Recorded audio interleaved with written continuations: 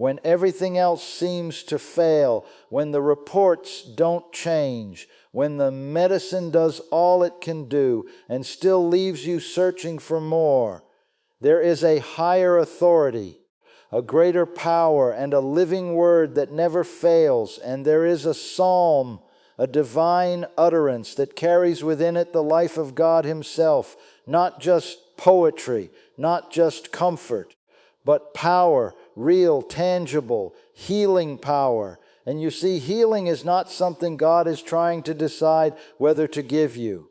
Healing is already provided. It is already spoken. It is already written. The question is not, will God heal me? The question is, will I believe what He has said? And Psalm 107:20 says, He sent His word and healed them and delivered them from their destructions. And notice that He didn't send a feeling. He didn't send a symptom-free day. He sent His word. And that means your healing is contained in what God has already spoken. And when that word enters your heart, not just your mind, but your spirit, it begins to produce life. It begins to drive out sickness. It begins to restore what was broken. But here is where many miss it. They hear the word, but they don't mix it with faith. They listen, but they don't speak. They hope, but they don't believe. And faith is released through your words. And if you are constantly saying, I'm still sick, nothing is changing, I don't feel better, then you are aligning yourself with the problem instead of the promise. But when you take this psalm and declare, God has sent His word and healed me. Healing is working in my body right now. I receive it. I believe it. I walk in it. Something begins to shift. And not always in your feelings first, but in the spirit realm where everything begins. And the Word of God is like medicine. Proverbs says it is life to those who find it and health to all their flesh. That means every cell, every organ, every system in your body can respond to the Word of God. And you don't wait until you feel healed to speak healing. You speak healing until you feel it, and even beyond that. And because faith doesn't follow symptoms, faith follows the Word. And even when medicine reaches its limit, God's Word has no limit. Even when doctors say we've done all we can, heaven says my Word is still working. And so take that psalm. Meditate on it day and night. Speak it when you wake up. Speak it when you lie down. Speak it when fear tries to rise. Speak it when pain tries to speak louder. And let the word become bigger than your condition. And because the same word that created the world is the same word that can restore your body. And then when you stand on it firm, unshaken, unwavering, you will see what that psalm carries, and not just comfort, but healing. God's word is not ordinary speech. It carries within it the very life and power of God. When God speaks, things happen. Creation itself came into existence because of His word, and that same creative power has never diminished. His word is alive, active, and full of divine energy that can reach into the deepest parts of your body and bring restoration. Healing is not something separate from the Word. It is embedded within it.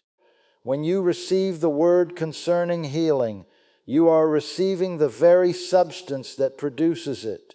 It is like a seed planted in good soil. Once it takes root, it begins to grow and produce results. But it must be received with faith, not just heard casually. As you continually expose yourself to the Word, meditate on it, and let it dwell richly within you, it starts working beneath the surface. Even when you cannot see immediate changes, the power is still active, moving, and accomplishing what it was sent to do. Every promise spoken by God contains the ability to bring itself to pass when it is believed and spoken from the heart, and healing is not something God is withholding or deciding in the moment. It has already been provided through His promise and made available to you. The foundation of receiving it is not trying harder, but believing what has already been established. Many struggle because they look for signs first, waiting for improvement before they accept healing as real. But faith does not begin where sight confirms. It begins where the Word declares. When you understand that healing is already yours, your approach changes from seeking to receiving. You stop begging and start believing. The promise becomes personal, not distant or uncertain. Your focus shifts from symptoms to truth, from what is happening in your body to what has already been spoken over your life. This kind of belief is not passive. It is active and steady, holding firmly even when circumstances try to contradict it. As you continue to stand on what is already provided, your confidence grows and doubt begins to lose its hold. You are no longer moved by what you feel, but anchored in what you know has been given, allowing that assurance to shape your thoughts, your words, and your expectation, and what you speak has a direct connection to what you believe, and what you believe shapes the direction of your life. When you constantly talk about symptoms, pain, and limitations, you are giving more attention and authority to the problem than to the promise. Words are not empty. They carry influence and reinforce what takes root in your heart. If your conversation is filled with fear and doubt, it becomes difficult for faith to grow strong. But when you choose to speak the word instead of the symptoms, you begin to align your voice with truth rather than circumstances. Even if your body is saying one thing, your words can declare something higher. Saying what God has said creates a different atmosphere within you, one where faith can operate freely. It may feel unnatural at first, especially when symptoms are loud, but consistency changes that. As you keep speaking healing, strength, and restoration, your inner conviction becomes stronger than what you feel outwardly. You are training your heart to agree with the promise instead of the condition, allowing your words to support the work that faith is already doing within you. Faith does not remain hidden within the heart. It finds expression through words.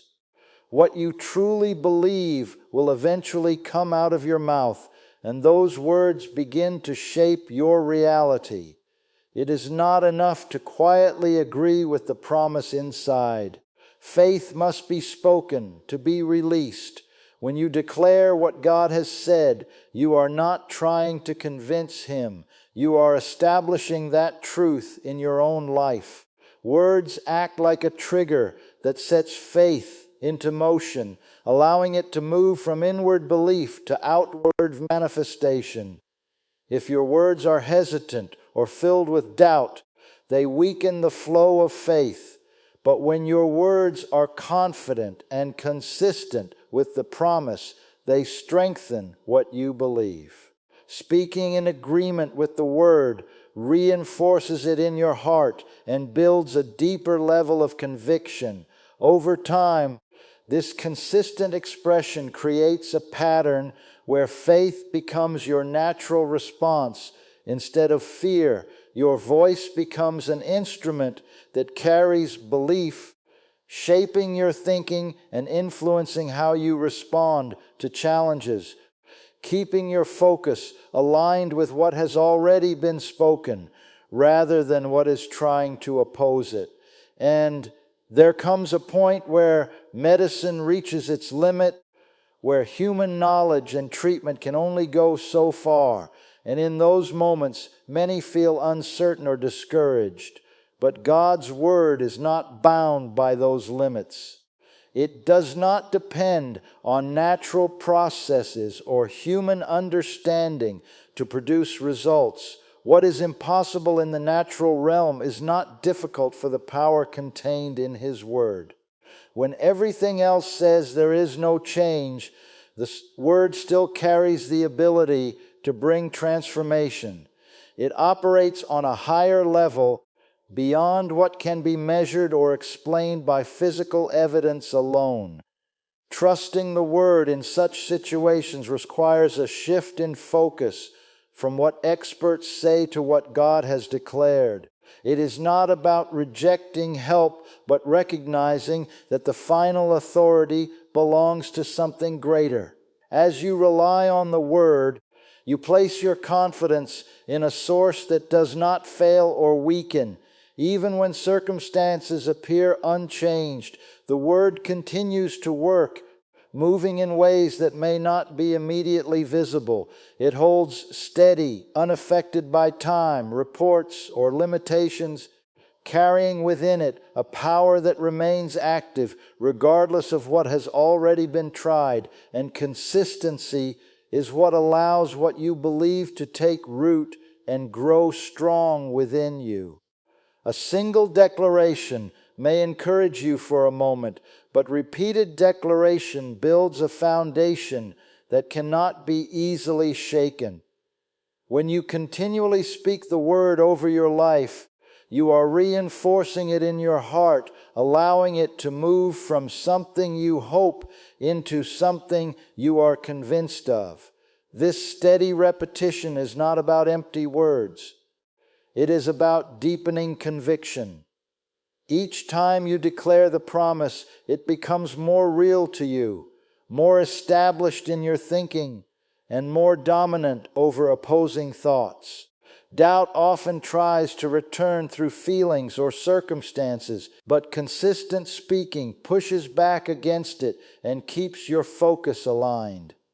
Over time, your inner response begins to change, and faith becomes your default position rather than something you struggle to maintain.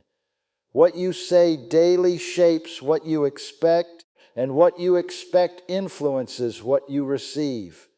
As your declarations remain firm and unwavering, they create an environment where manifestation can take place, where what has been spoken and believed begins to show itself outwardly in your life.